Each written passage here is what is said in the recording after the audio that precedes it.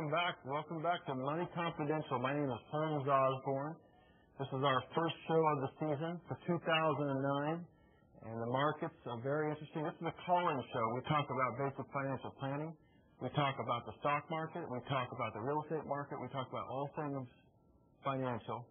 Our call-in number is 888-401-5464. If you have questions about what's going on with your mutual funds, if you've got some esoteric question like you've got gold coins sitting in your bank vault, what you should do, if you've got money sitting at your bank and you don't know what's going on, anything financial, we'll try to give it a crack.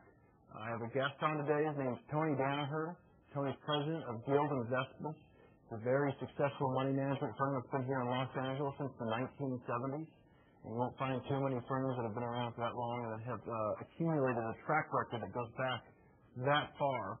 The federal government has drawn a line in the sand protecting all the depositors.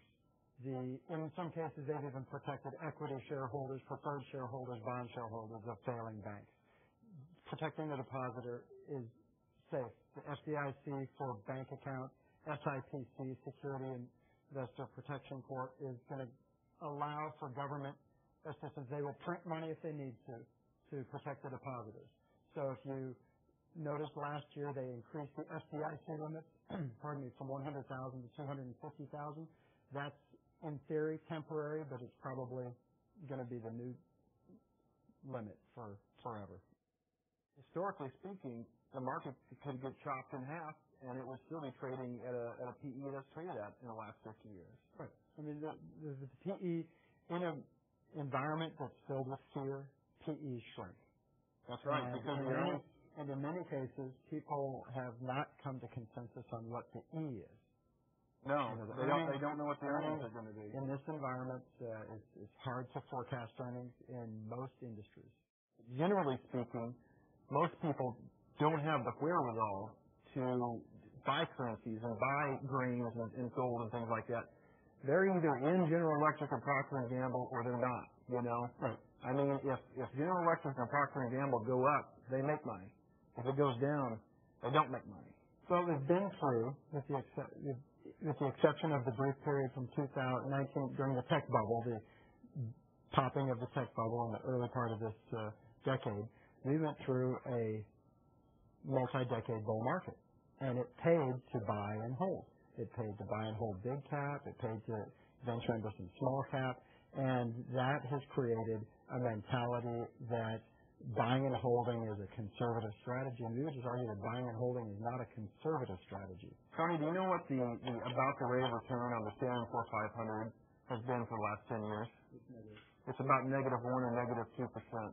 That means if you bought these large companies that we're talking about, not only did you not make much money, you lost money.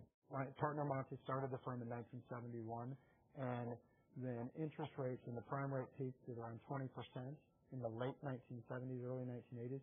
He had portfolios from widows coming to him that were all in bonds that had fallen by 75, 80% because they were long-term bonds with very low yields. Their husbands, the widows' husbands, had left them these portfolios. They thought they were taken care of. These bonds were coming, they just weren't paying anything with respect to the rising cost of living. So bonds are, also perceived to be safe and secure. But right now there is a flood into bonds, and you need to be proactive.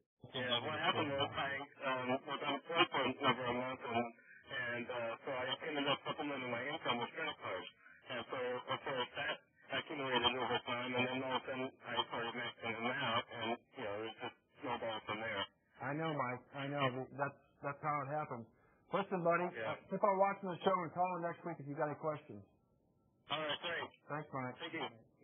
Mike had a good question. His question is really a microcosm of the entire United States economy and what's going on here because he has less money. He can't pay his credit card bills. What does that do to the stock of Citigroup and Bank of America, who have loaned him that money on credit? That does not portend good things for them. Mike can't go out and buy stuff at the store. He can't buy stuff at that Costco there in Marina Del Rey where he lives. This is indicative of what's happening all across the globe. Okay, folks, we're going to be back for the next several weeks, Wednesdays at 2 to 3. That's when we shoot live. We're on LA 36 and Santa Monica 16. I'm going to have a potpourri of financial experts on how to save money. We're having Heidi Klingon next week. She wrote a book on how to save money. We're going to have other money managers and economists and people who can answer questions for you. So our caller number, 888-401-5464. My name is Holmes Osborne, and this is Money Confidential. Thank you very much.